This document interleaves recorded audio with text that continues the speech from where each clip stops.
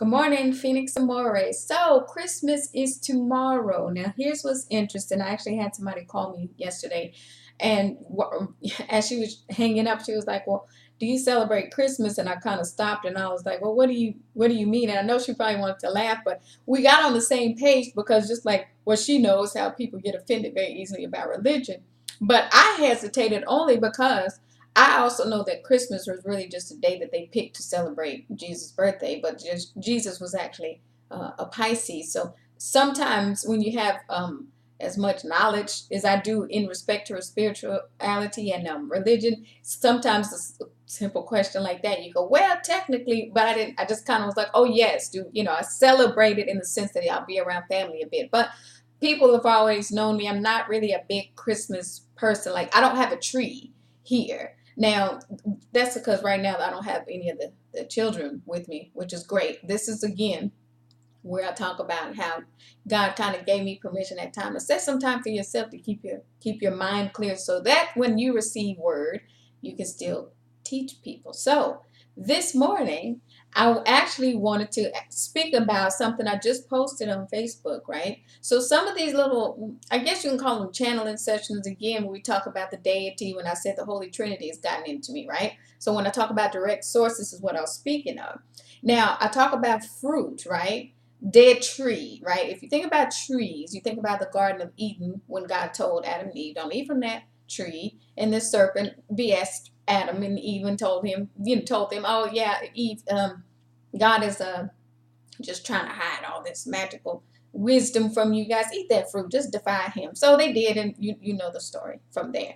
Now, when I break stuff down to people, once they were not in the Garden of Eden, the fruit outside of that garden that they had to make for themselves, that's Lucifer's dominion. So that's Lucifer's dominion's fruit. And we're talking wisdom here, parables, so people need to understand this. So I'm going to read something to you now. Proverbs 8:19 says, my fruit is better than gold, even pure gold, and my yield better than the choicest silver. When I speak to people about the value of that wisdom, that fruit that's directly from God, you understand now when God gave a prophet or a prophetess to a king, why it was valuable. It's like, king, you got all this gold and this money and all this stuff, but what you don't have blessed eyes and ears.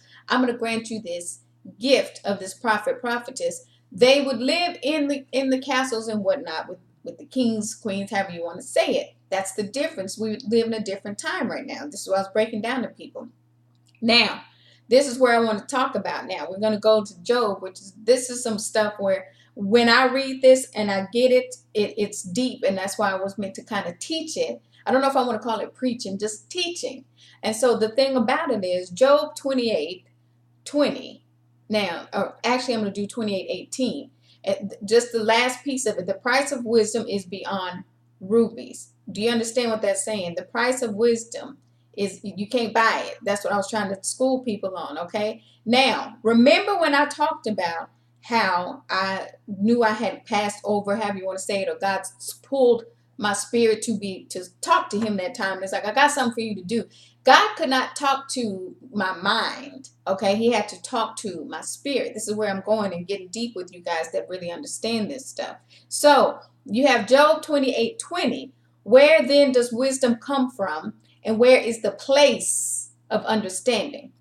Breaking this down, the place, there's somewhere you have to go to get that understanding. Okay, remember this dream that I had. It really wasn't a dream, it was for real. So Job 28:21. Thus it is hidden from the eyes of the living. Okay, again, going back to the dream, I was like, I woke up and I knew I was like, I died or something. This was deep. So it says, it's hidden from the eyes of the living and concealed from the birds of the sky. So, Lucifer's dominion. You can't see it from Lucifer's dominion. Do you understand now when people talk about astral projection and traveling and all that kind of stuff? That stuff is very real because we talk about those three dimensions. Remember, I'm speaking on it here. That other dimension is where God can really, really speak to you. Now, this is where I get deep, because people go, what the hell was she talking about when she said death is looking for you? Do you understand that Abaddon, angel of the abyss, angel of destruction, chaos, right? That's what Abaddon's role is. And it says, Job 28:22, Abaddon and Death say, with our ears we have only heard a report of it, it being wisdom. So even Abaddon and Death don't have wisdom. They just have this job to do. Abaddon, like, I just know I'm supposed to cause chaos. Whether it's ordained by Lucifer, as strange as it sounds, that's why I talked about Abaddon having two sides.